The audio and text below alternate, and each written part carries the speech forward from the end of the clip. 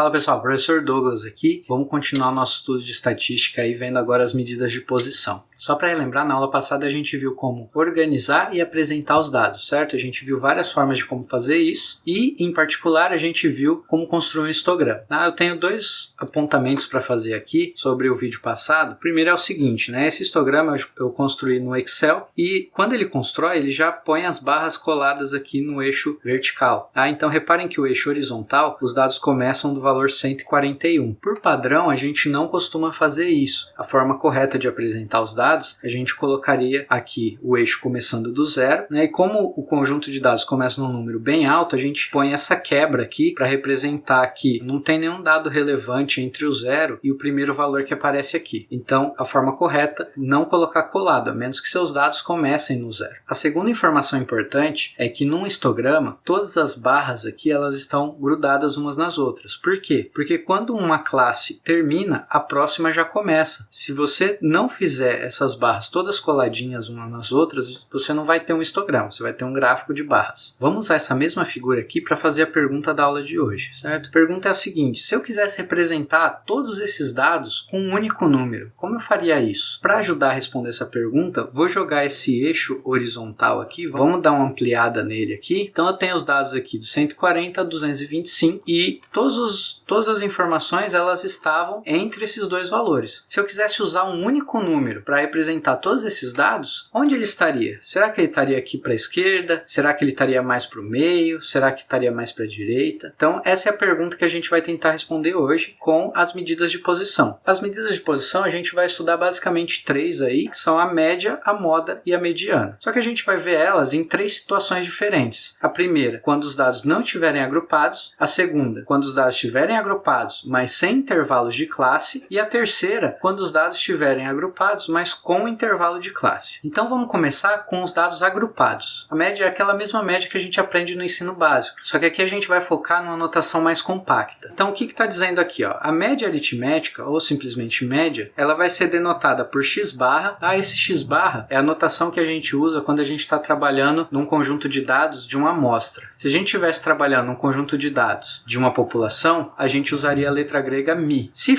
aparecer aqui a letra mi, a gente está falando de população. Se aparecer x barra, a gente está falando de amostra. A fórmula não muda nem para amostra nem para população. Nenhuma medida de posição ela muda se a gente estiver trabalhando com amostra ou com população. Então eu vou apresentar sempre com amostra aqui nos exemplos, mas vocês já sabem que se tiver a letra mi, vai ser população. Então o que quer dizer esse símbolo aqui, esse lado direito aqui? Esse E esquisitão aqui é uma letra grega, tá? É a letra sigma maiúsculo. Ele representa a soma, o somatório. Somatório de quem? De todos os xis. O que é o xi? Bom, quando eu coleto dados, eu coleto o primeiro dado, o segundo dado, o terceiro dado e assim por diante até o enésimo dado. Então o xi vai representar todos esses dados. Quando eu troco o i por 1, eu tenho o primeiro. Quando eu troco por 2, eu tenho o segundo. Quando eu troco por 3, eu tenho o terceiro e assim por diante. Então o numerador aqui, ele está dizendo pra gente, você vai fazer o somatório de todos os dados. E aí o n é a quantidade de dados. Então isso quer dizer o quê? Que eu vou somar todos os dados que eu tenho e dividir pela quantidade de dados. Isso mesmo, aquela média que a gente já está acostumado, né? Soma tudo, divide pela quantidade de dados. Então vamos ver um exemplo aqui, No curso a gente tem 13 alunos matriculados, então vamos supor que essas foram as notas dos alunos e eu quero calcular a média da turma, certo? Então o que a gente vai fazer? A gente vai pegar todos os valores, vai somar eles e vai dividir pela quantidade de alunos. Quando eu fizer essa conta aí e realizar a divisão, eu vou obter x barra igual a 7, ou seja, a média da turma é igual a 7. Vamos para a próxima medida de posição, que é a mediana. Para falar da mediana, a gente precisa tomar um cuidado especial aqui para que os dados estejam em rol. O que isso quer dizer? Que eles têm que estar ordenados do menor para o maior aí, beleza? Então, o que é a mediana? Ela vai ser o valor que vai separar os dados em dois conjuntos de mesmo tamanho, tá? Então, a gente vai ter dois casos para analisar aí. Quando o meu número de dados é um número par e quando o meu número de dados é um número ímpar. Quando o número de dados for ímpar, esse conjunto de dados vai ter um elemento central e a mediana vai ser justamente esse elemento do meio. Vamos supor aqui, eu tenho 7 dados aqui, eles já estão ordenados, então a mediana vai ser o valor que vai deixar metade dos dados para um lado e a outra metade para o outro lado. Quando for par, o que vai acontecer? Eu não vou ter simplesmente um elemento central. Então, vendo aqui no exemplo, ó, eu tenho 6 dados aqui, e aí quando eu pego, eu vou ter 2 elementos centrais. E aí, se eu pegar o terceiro aqui, ó, vai ficar 2 para um lado e 3 para o outro. Se eu pegar o quarto, vai ficar 3 para um lado e 2 para o outro. Então, não posso pegar nem o terceiro e nem o quarto. Eu tenho que pegar os dois juntos. Então, quando o número de elementos na minha amostra ou na minha população for par, eu vou pegar os dois termos centrais e tirar a média deles. Aí, isso está representado aqui nessa equação. Xn sobre 2, o n é o número de elementos, então n sobre 2 é metade, né? Vai ser o terceiro aqui. E o n sobre 2 mais 1 é o próximo. Então, eu vou somar os dois e dividir por 2. Vou tirar a média dos termos centrais. Vamos ver o mesmo exemplo agora. Olha só. Se eu tenho aqui as notas dos alunos, elas já estão ordenadas da menor para maior. Como eu tenho 13 alunos, eu tenho n ímpar. A mediana vai ser a nota do meio, que nesse caso é 7. Agora, vamos supor que eu dei 6 trabalhos para vocês e um dos alunos tirou essas notas aqui nos trabalhos. Tirou 0, 8, 9, 10 e 10. Quem que vai ser a mediana desse conjunto de dados? Agora eu tenho 6 dados, então o n é par, né? N é 6. Então eu vou pegar os dois termos centrais e vou tirar a média deles. 8 mais 9 dá 17, dividido por 2, ele vai ter aí 8,5 de mediana. Por fim, a gente tem a moda, tá? Quando a gente diz que algo está na moda, a gente quer dizer que aquilo está aparecendo com muita frequência. Tá todo mundo usando aquela roupa, ou tá todo mundo comprando aquele carro, né? Então, o que é a moda? A moda é o termo que aparece com maior frequência no conjunto de dados. Se não tiver nenhum elemento ali que aparece com maior frequência, a gente vai dizer que aquele conjunto é amodal, certo? Então, vamos ver os exemplos aqui, ó. Mesmo exemplo dos alunos. Tenho 13 alunos aqui, a gente vai identificar se tem algum valor que aparece mais vezes. E tem, né? A gente tem o 6 aqui aparecendo 3 vezes, a nota 6. Então a moda vai ser 6. Né? E aí a gente tem uma amostra unimodal, porque ela só tem uma moda. No exemplo das notas do trabalho, a gente tem 2 valores aí que se repetem 2 vezes. Tá? Então a gente vai ter 2 modas. O 8 é moda e o 10 também é moda. E aí a gente vai dizer que essa é uma amostra bimodal. Bimodal quer dizer que tem 2 modas. Tá? Se tivesse 3 valores que se apareciam mais vezes, seria trimodal ou multimodal se fossem mais valores. Bom, agora a segunda parte são os dados agrupados sem intervalo de classe. Quando a gente tem dados agrupados, a gente só precisa tomar um cuidado aí, porque cada valor ele vai aparecer mais de uma vez, então a gente precisa multiplicar ele pela frequência. A fórmula ficou bastante diferente aqui, mas eu vou mostrar no exemplo que é a mesma ideia. Então vamos pegar esse exemplo aqui, ó, da hora de estudos por dia. Tá? Foi feita uma pesquisa com 40 alunos e foi perguntado quantas horas por dia cada aluno estudava. E aí eu obtive aqui 5 alunos que estudam nenhuma hora por dia, 0 horas por dia, 10 alunos que estudam 1 hora por dia, 15 alunos que estudam 2 horas por dia, 8 alunos que estudam 3 horas por dia e 2 que estudam 4 horas por dia. Bom, se eu fosse fazer a média aritmética como a gente viu antes, sem os dados estarem agrupados, a gente ia ter que fazer assim, 0 mais 0 mais 0 mais 0 5 vezes,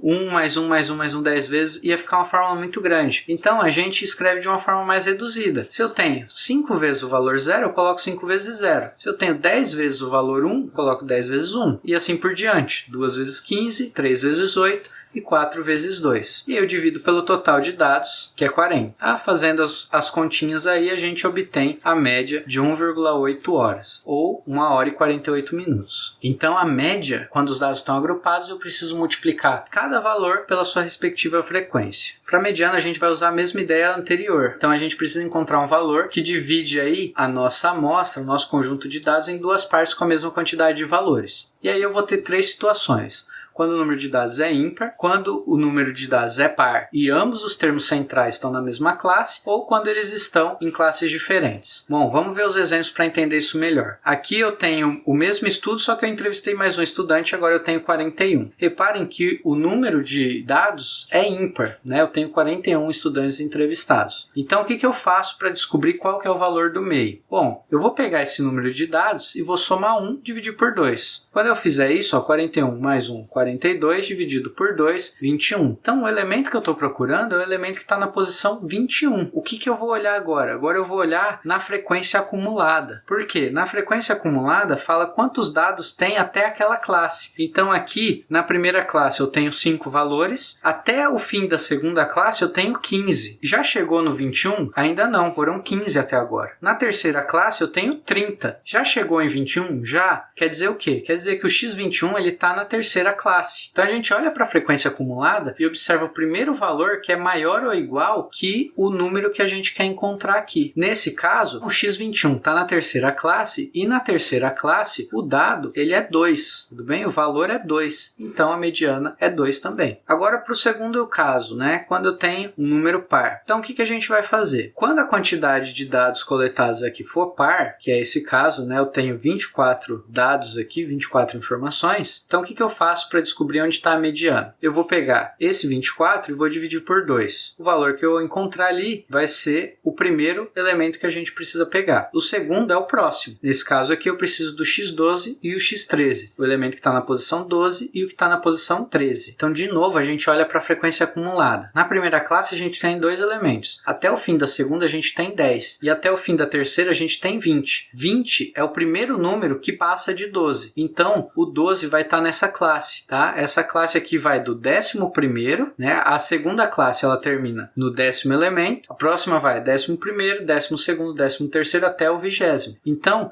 os elementos estão aqui. O x12 e o x13 estão dentro dessa classe. Então, a gente tira a média 2 com 2 dividido por 2. Por que 2? Não é 12 e 13? Não. O 12 e o 13 são a posição desses elementos. Quando a gente descobre em qual classe que eles estão, a gente olha para a coluna dos dados, para saber qual é o valor do dado que foi fornecido. Então, fazendo a conta aí, 2 mais 2, 4 dividido por 2, a gente tem em mediana 2. Terceiro caso agora, também é com n par, certo? Então, aqui a gente tem n igual a 20. Quando n é par, a gente divide por 2 e pega aquele resultado. Então, agora eu estou procurando o x10 e o x11. De novo, a gente olha para a frequência acumulada, né? Então, o que está falando aqui? Ó? Se você contar todos os elementos da primeira classe, você vai ter 2 elementos. Se você contar todos os elementos até o fim da segunda classe, você vai ter 10. Então, o x10 está nessa daqui. A terceira classe fala o seguinte, se você contar todos os elementos até o final da terceira classe, você vai ter 17. Só que até aqui era 10. Então, o 11 está na terceira. Aqui, eu tenho um elemento em cada classe. Então, eu vou fazer a média dos dados dessas duas classes. Então, o x10 é 1 e o x11 é 2, certo? Então, a gente precisa somar 1 mais 2 e dividir por 2. E aí, deu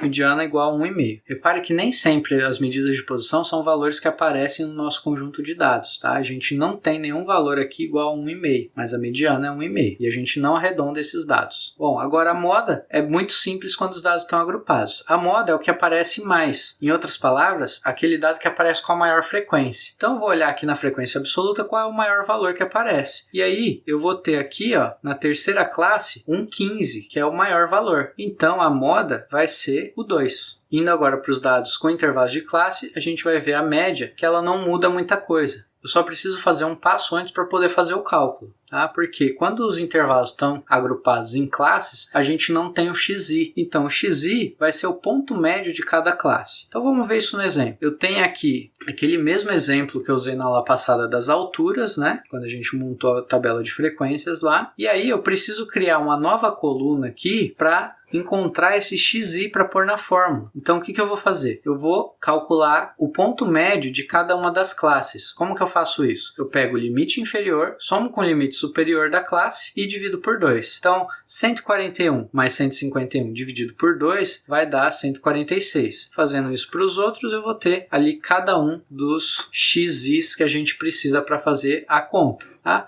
Feito isso, agora a gente precisa fazer o produto desse xi pela frequência para cada uma das classes, né? Então eu vou criar mais uma coluna aqui para facilitar a nossa vida. Ó. Xi vezes fi, eu vou multiplicar 146 por 7, obter 1022. 156 vezes 14, 2148. E eu vou fazendo isso para todas as classes. certo? Na fórmula, ele está falando que eu preciso fazer o somatório desses produtos. Então eu deixei mais uma linha aqui para eu fazer essa soma, que vai dar 17.290. E aí eu divido pela soma das frequências, que na verdade é o N. Então eu vou fazer 17.290 dividido por 100. Isso daí vai me dar a média. Bom, pessoal, a mediana ela tem uma fórmula prontinha, tá? Eu vou ilustrar primeiro com um exemplo só para a gente tentar entender o porquê da fórmula, mas depois a gente vai dar um exemplo só aplicando a fórmula, vai ficar tranquilo. Então olha só, eu tenho essa tabela de frequências aqui, onde os dados estão agrupados com intervalos de classe, né? Então eu vou ilustrar eles aqui, ó. Nessa reta eu tenho do 0 até o 30, que são todos os valores aqui das classes, e eu tenho os dados distribuídos aqui de uma forma que eu não sei exatamente onde eles estão. Só que se eu separar em classes,